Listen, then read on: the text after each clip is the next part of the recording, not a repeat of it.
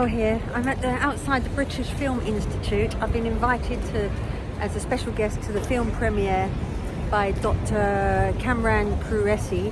He's the director of a film called Only Love Matters, and I'm delighted to be invited to the film premiere today over the Southbank here on Belvedere Road. Starts at 1 o'clock till 5 o'clock with lots of questions and answers as well. So I'm really pleased I've been invited as a guest.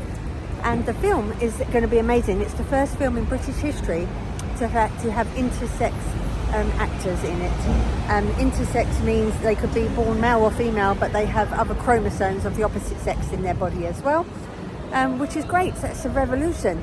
So, and apparently, I'm going to watch the film now, but apparently I've heard other people's reviews, and it is very sad at the end, but very heartwarming. So I'm looking forward to that. So thank you for the invite, and I will let you guys know and girls know my review at the end of it. Thank you so much. I'm going to go in now. Bye-bye. Dale here, and I'm back with the director, producer? Yes, director and executive producer. Can you just introduce yourself, Dr. Kamran? My name is Dr. Kamran Qureshi. Okay. My PhD is in English language feature films and focusing on intersex issues. Yeah. So I started this project. My first project, in fact, the first film was Barat in 2002. That film won Intersexual Film Festival. And next year in 2004, I decided to make a 32-part series about intersex characters, and there was a main character, transgender woman character. Both projects were in Asian language.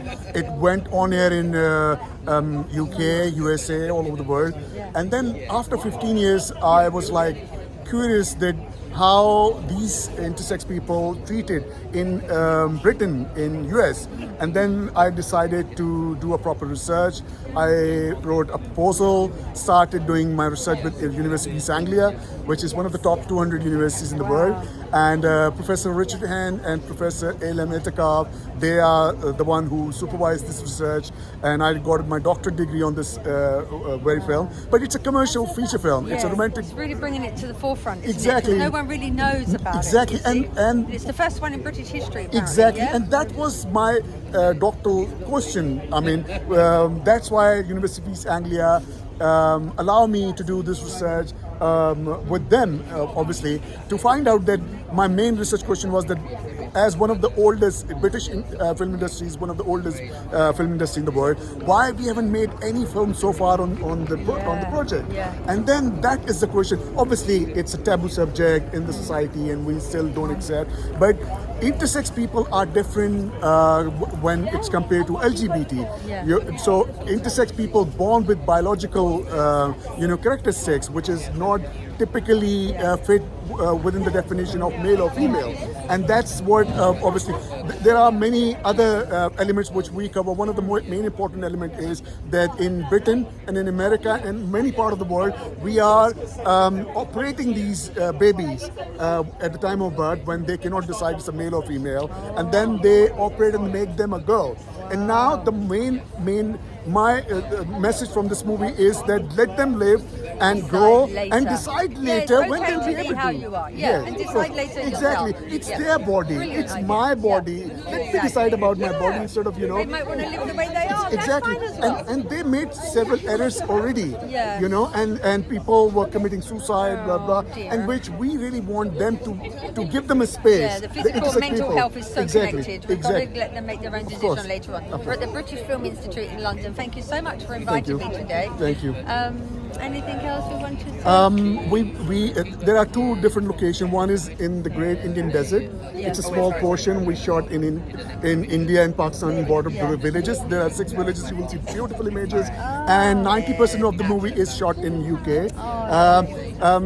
Over 40 locations you will see but you wouldn't feel that this is over 40 locations. And can I introduce my producer as well? Yes, of course. Iram. And this lovely lady is the producer. What's her name, sorry? Dr Iram Qureshi. Dr Iram Qureshi. Are you related? Yeah, we are husband and wife. Husband and wife too. And she is a senior lecturer in Riversbourne University. I am a lecturer in film production in Solent University, Southampton. So we both are academic filmmakers working together. She came to me in year 2000 when I was working as a television director, and she was doing her MSc. and she came to me to do her internship. And later on, after 2 years, we decided, why not? It's a great chemistry. Let's work together. Let's live together. Thank you for inviting me. Thank you. And what was the other thing I was going to say? What your research is all about? Are you working on women directors? Yes, I did. I did my PhD in British cinema and film, and it is basically about a pioneering women director from 1950s when women were actually not allowed to, or they were not, given the chance to direct the films. And she actually broke into the mainstream cinema and did a great job. Did nine films she directed. What was the name of that lady? Gwendy Toy. And she's writing a book for Manchester University right now on women directors. That is the first film with the first book on any women exactly. directors. And this film we're going to watch today is based on some true research.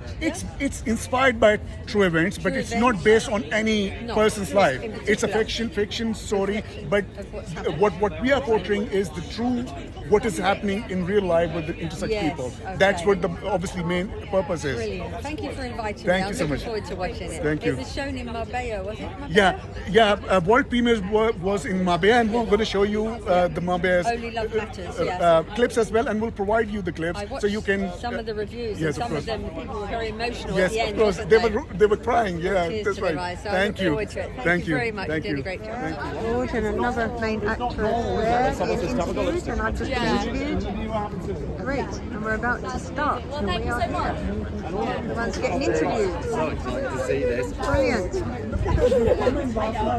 Great, just done a lovely interview, and I've met the directors and producers, and all the cameramen are here. We're waiting to go and watch this wonderful film. Okay, see you soon. Gonna watch it now. Only Love Matters. How exciting. Hello, hi. It's amazing, thank you. Just about to sit down. Got a little goodie bag. Amazing. So, British Film now to watch the film. Only Love Matters. The British Film Institute on the Southbank. Had a nice interview, got a nice little goodie bag. Everyone was really lovely and I'm really looking forward to it. See you soon. Premier, that's pretty sick. Can I get a better cheer than that? I was just about to walk out. I was just like, are we in the Oh, wrong you still place? can. I don't actually need you. But Oh, you don't? No. Wow. I mean, I've dressed up and everything. I've got my waistcoat on. No, you're looking great. I'm loving it. I'm loving it. I'll just be the image then. Yeah. We'll save that for the screen because that's what we're all here to see, of course, not me. Or you, actually. So, great, thanks. yeah, welcome to the BFI. Obviously, what a historic venue this is. The amount of films that have been shown here and premiered here, all the learnings and the teachings that have been, they're just so thankful for this particular venue. Definitely. And now, Only Love Matters. Yeah. That was your invitation to go. That's a pretty big title. Only Love Matters. Do you believe that only love matters? Well, funny enough, we were speaking to some of the cast and the crew outside before, and I asked that very question. Did you? I did the same thing. Funny. Oh, funny that. And yeah, you know, it's a word that is overused in this day and age. Yeah. Love. Mm-hmm. And what does love actually mean? That is the question, and we're going to find out in the film. Funny enough. Yeah, which is very exciting. Hopefully, no spoilers.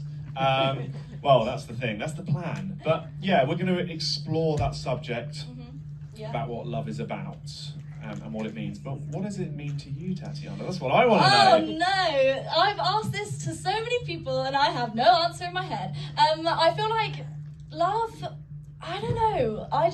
It's when you feel safe, right, with someone, that you feel that you can completely be you, and yeah, I've got nothing else to say. I don't know. I love that. No, I mean, as you can tell, I ramble on too much and I'm super weird. So as long as someone can take that, then I'll take it. I'll get you another layer. So, because I'm weird too.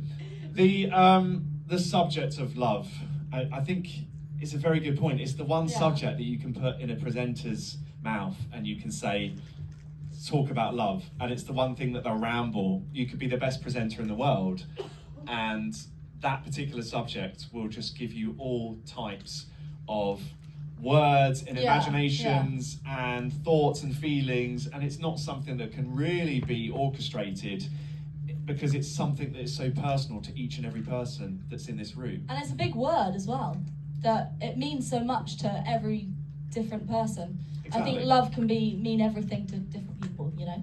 Exactly. Anything and everything. Yeah, very, very true, and I think we're going to explore that into a greater detail. Now, we do have the cast with us, we've got the crew with us, and we've also got the behind the scenes, the people that orchestrated it, including one Cameron who sat over here, who directed the film. Give a little Now, Cameron's been involved in the industry for over 2 decades. He has a massive academic background, done a lot of research in different types of subjects, including, of course, the subject of intersex, which is going to be something well explored in today's film. So I'm really looking forward to seeing this today because I haven't seen it, and as probably many of you, this is a subject that I have only recently discovered myself. It isn't a mainstream subject, so I am really looking forward to watching the film and really embracing what this is all about, because ultimately, as we've just been discussing about love is a very individual thing, but then so is so many things in today's age. But just because it's an individual thing doesn't mean that it shouldn't be out in the mainstream. That's the important thing. We should all be embracing each other and understanding each other as much as we can, and of course accepting and tolerating each other's beliefs and individual choices, and of course things that aren't choices, like intersex, because something like that isn't a choice, like so many other things as we've been exploring today. Yeah, and we also have Iram here, who's just walked past. This is the producer. Thank you for coming down, thank you for having us. And you also have a great academic background, and you're a senior lecturer right now at Ravensbourne University, which is insane, so it's amazing that you're part of this. And so, yeah, congratulations, it's insane. And thank you to all of you for coming down. From furthest possible place is Edinburgh. That's insane, so thank you for coming that far. Yeah, I did ask one of our, where is he? He's there somewhere. I did ask someone who provided voiceover for this film. He's there somewhere. Put your hand up. There he is. I couldn't see him. To do a Scottish accent, but he wouldn't. So if anyone, feel free to ask him later, because you played a Scottish role in the film, I believe. Yeah. So I'm looking forward, because you wouldn't do it for me earlier, so I'm like, come on, do it. I'm looking forward to seeing what his accent's going to be like. Well, we'll go straight to the bar, maybe that will bring it out of him. Absolutely, that's always the place to be.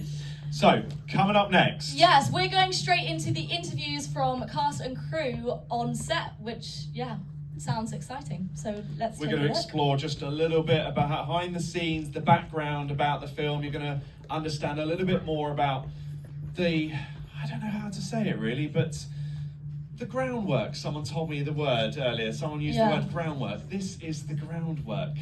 And you can be proud that no one has said anything negative about this crew. So you've obviously all done such a great job.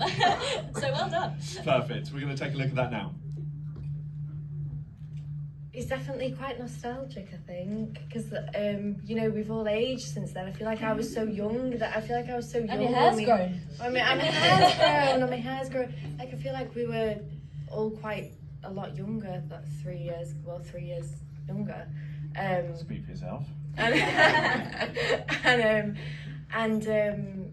really nice to see the final product. It's nice to share this space with everyone that was part of it, and thank you everyone who came to see it also. It's really special. It's really special. Yeah.